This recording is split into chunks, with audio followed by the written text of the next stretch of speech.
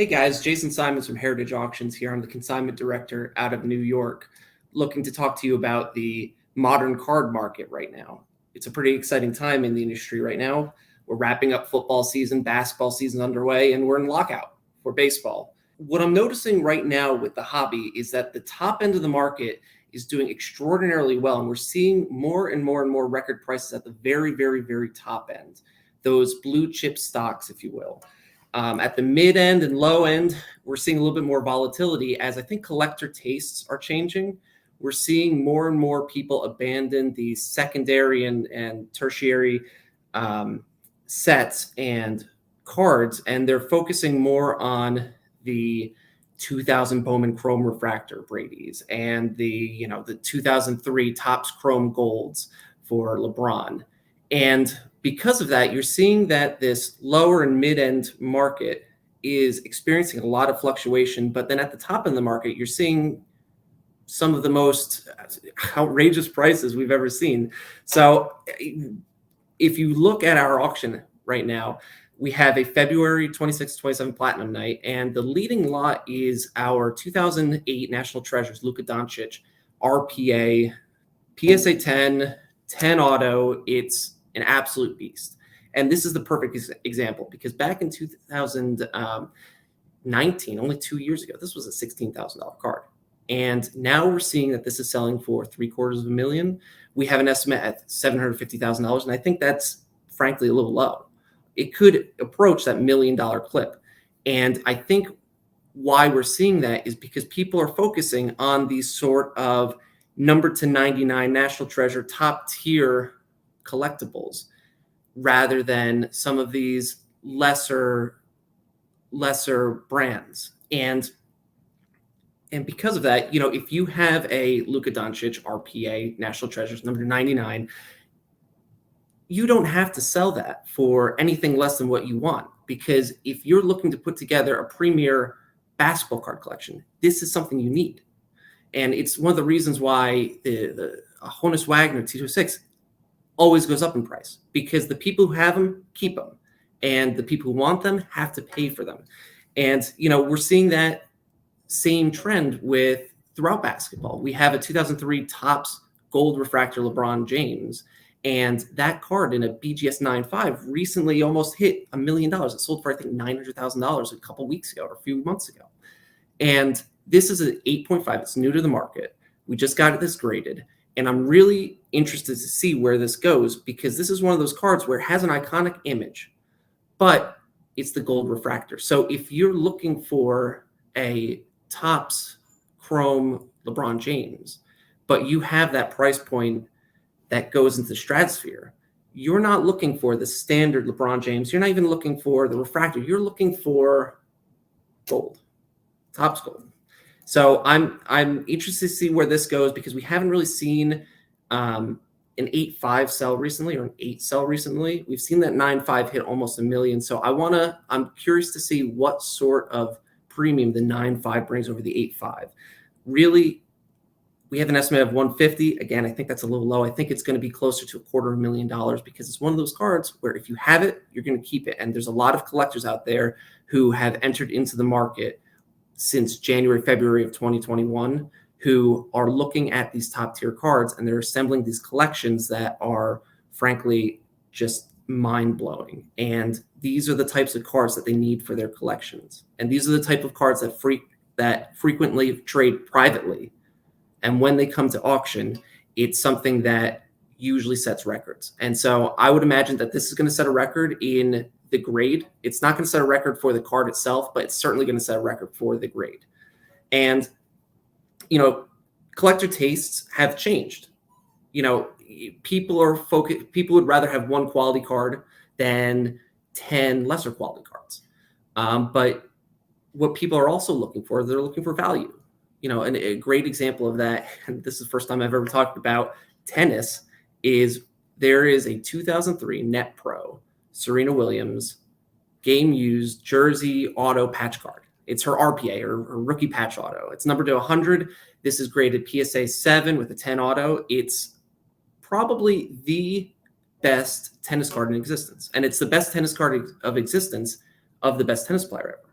And this is a card that historically has sold for 4 figures and has since recently broke through a glass ceiling, if you will, where it's now, recently one has sold for 44,000 and a PSA 5. This is a PSA 7. So I would imagine this is going to well eclipse that. But it's a value play, because if you're looking at this card, Serena Williams versus, say, LeBron James's best card is his 2003 Exquisite RPA. And that card is $2 million card. And you look at Serena Williams, who is just as prolific of an athlete on the global level in a globally popular sport, but her card can be had at a fraction of the cost. And it's the same sort of deal where collectors who are putting together these collections of the quintessential GOATs, if you will, have to have this. If you can't have a top tier sports collection with modern sports icons and not have, Serena Williams rookie. You can't have it without a LeBron James rookie. You can't have it with Tom Brady rookie. You can't have it without, Mike Trout. And it's the same thing. And that's exactly why F1, it's exactly why soccer cards have come back and have started breaking records. It's exactly why you're seeing UFC and wrestling. And it's the same with tennis. And we're starting to see new prices constantly getting broken in these sorts of other sport categories where historically we've been focusing on baseball, football, basketball, and sometimes hockey. Now it's baseball, football, basketball, but you're seeing soccer prices eclipse all of them in some auctions. And you're seeing tennis now potentially become a 6-figure item.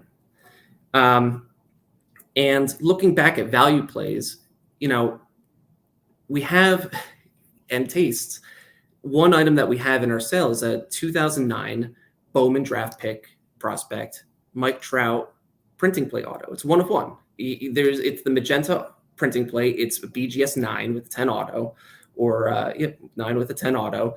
And it's a 1 of 1. And it's probably going to sell in that $100,000, $200,000 range, which doesn't sound like a value.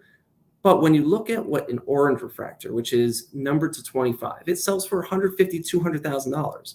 And a gold refractor is like $100,000. So if you're looking at the number to 50 gold refractor, the number to 25 orange refractor, and those are comfortable 6-figure cards, and now you have a printing plate 1 of 1, that should be at that level, but it's a printing plate. And collectors have historically not been as comfortable printing plates, or they haven't favored them. But when you compare it to the 1 of 1 superfractor, which is the comp, that's a $2 million, $3 million, $4 million card. That's a card where if it came out and came to auction, it would break the record for modern baseball cards. And when you see that, you should look at those comps, and you should look at the value behind what you're bidding on. And I think at that level, the 1 of 1 printing plate Mike Trout is a value, even at that 6 figures. And hopefully it will eclipse that. But then, keeping with baseball, one of the interesting trends I'm starting to see is with memorabilia patch cards, but not with modern players, but with historical older players like Babe Ruth, Jackie Robinson, Willie Mays. What is happening is on the memorabilia side, memorabilia prices are going up significantly. And because of that, I'm noticing that memorabilia cards, especially memorabilia cards that have been sourced in the early 2000s when they were buying up game used jerseys, rather than now, it's sort of a little murky what the patches are. But the historic older 2005, 2006, 2000s game used jersey cards are going up significantly because the price of that jersey would have gone up significantly if Donruss or Topps didn't cut it up. So a great example, we have a 2005 playoff absolute memorabilia tools of the trade Babe Ruth swatch. It's the biggest Babe Ruth swatch you'll ever see, and it has this little button hole in it. It's gorgeous. It's numbered out of 3. It's PSA authentic, and we have an estimate of $10,000. And I think that's a steal, because if you kept that jersey together, that's a $5 million jersey now. Donruss famously purchased this jersey and cut it up back in 2002, 2003 or 4. And the cards that they produced from it should go up as the memorabilia market goes up, I would imagine. And what we're seeing is they are going up. And people are starting to look at that and say, well, I don't think I could ever afford a Babe Ruth jersey, but this is the next best thing.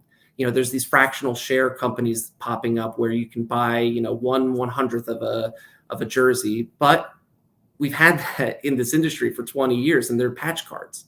So I'm really excited to see where that goes because that's the coolest patch card I've ever seen. And then moving off of baseball, another cool item that I'm really interested in watching is we have a 1986 Fleer, so sort of flirting the line between vintage and modern, complete set, all PSA 10.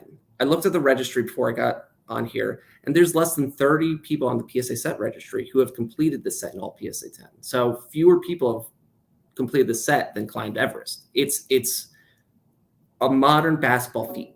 And we're selling the set completely intact, all PSA 10s, the Jordan, Bird, Barkley, Olajuwon. And to see where it ends up, I think it's going to sell at a premium to the individual cards because it's so difficult to put this set together. The people who have it generally keep it because it's one of these things that when you have it and you've finished that journey, you usually hang on to it. And a lot of people sometimes break it up, but when it's broken up, it's difficult because to find some of these cards, especially some of the lower pop cards, you have to wait a while. And so selling the entire set complete, it'll likely go to someone who has every intention of keeping it complete. And it'll be great to see where that ends up because as collectors are continuing to try to put together the set themselves, it'll be a great benchmark to see what that final journey will end up being.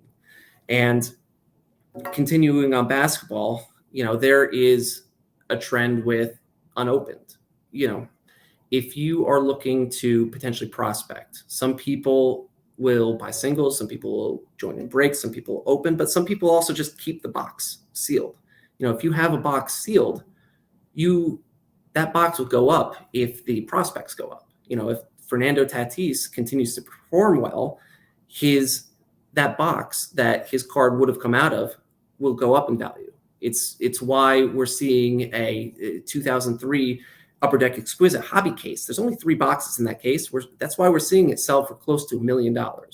We don't have a case, we have a box. So it'll be great to see what sort of premium a case versus box brings, because you would imagine that if a case brings $900,000, then a hobby box would be a steal at $200,000.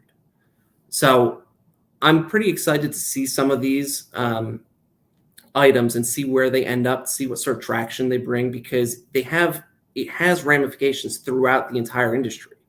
To see what happens with Luka Doncic, if it continues to climb up into closer to $1 million, has impacts at that higher tier market because those types of cards don't always show up.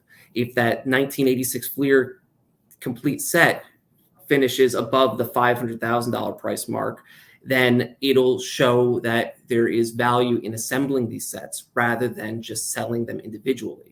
And same thing with that box. If that box sells for a significant premium over the case, given everything that has happened with sealed cases recently, it'll be interesting to see what hobby preferences are and how they're changing throughout the year. And, it's not quite as volatile as it has been this time in 2021, but as we're going into this year, we have been seeing a lot of movement, and it's great to see that some things are continuing to do very well, and it's encouraging to see that other things are remaining flat, and it's great to see that that some sports are continuing to have a young crop of talent that will keep hobby interest. As the Bradys and Rodgers and Roethlisbergers leave the NFL, you're seeing Joe Burrow, Justin Herbert, and you're seeing a young crop of quarterbacks who are going to keep the football hobby alive. And so as we go into the sale, there's a lot of exciting stories, and I'm really, really looking forward to it.